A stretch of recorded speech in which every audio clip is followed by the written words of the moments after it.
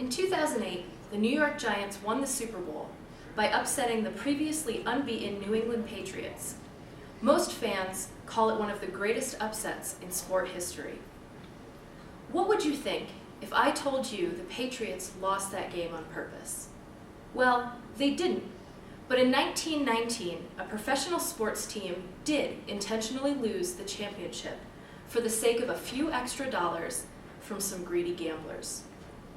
Now called the Black Sox scandal, 8 members of the 1919 Chicago White Sox baseball team agreed to lose several games in the World Series against the inferior Cincinnati Reds in exchange for money from gamblers. Today I will discuss the expectations heading into that series, the treatment of the players that led to their agreement with the gamblers, and the resulting scandal, including the punishment of the players and the creation of the Major League Baseball commissioner.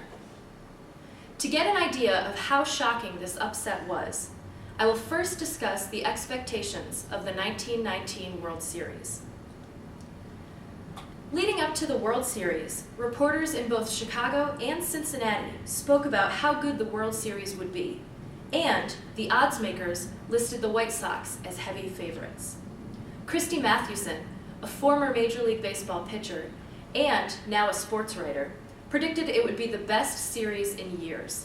He said, while the Reds had better pitching, the White Sox had better offense, more experience, and had a harder road getting to the championship. Thus, they would be ready for a fight when the World Series began. Gamblers also predicted the White Sox would win, and they were heavy favorites. According to the Cincinnati Enquirer, through September 29th, the Reds received little support. However, rumors began to spread about an injury to one of the White Sox pitchers, and a few people began to put money on the Reds. However, in New York, which was the center of gambling, the White Sox were still heavily favored. Despite the injury to the pitcher and the strength of the Reds team, everyone felt that the White Sox would still win the World Series. Little did the odds makers or the reporters know, but several White Sox players felt slighted by the way the management had treated them, and this made them less inclined to play the championship at their best. Despite the success of the White Sox team, the players were treated poorly by the ownership. So they teamed up with gamblers to throw the World Series in an attempt to gain more money and to punish their owner. The owner of the Chicago White Sox was Charles Comiskey. Charles Comiskey had not given his players a raise since 1915, and players in professional sports in those days did not make nearly the amount of money that they make today. Comiskey was the only team owner that actually charged his players to launder their own uniforms. And Comiskey had benched the best pitcher on the team, Eddie Seacott, so that he would not have to pay him a bonus for games won. These actions by Comiskey set the stage for the White Sox players, led by Chick Gandil, to make a deal with gamblers to throw some of the games in the series to make money and to punish Comiskey. The players were only supposed to lose a few games, but the deal proved so lucrative for the gamblers that they forced the players to throw additional games. The gamblers never actually paid the players for their role in this scandal, and the White Sox ended up losing the World Series in 8 games. Following the series, sports writers Ring Lardner and Christy Mathewson compared notes and realized that the White Sox might have thrown the series. When the law and the league looked into the scandal, they made several important decisions regarding the players and the game of baseball.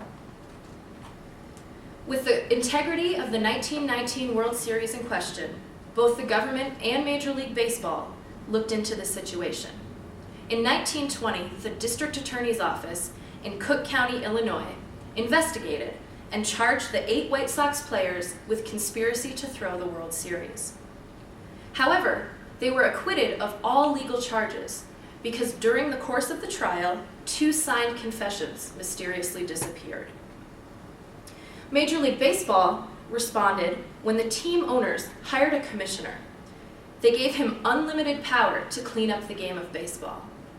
The owners selected federal judge Kennesaw Mountain Landis, and he promptly suspended all 8 of the accused players from the game of baseball for life. To these players, suspension from the game was a worse punishment than anything that could have been done to them in a court of law.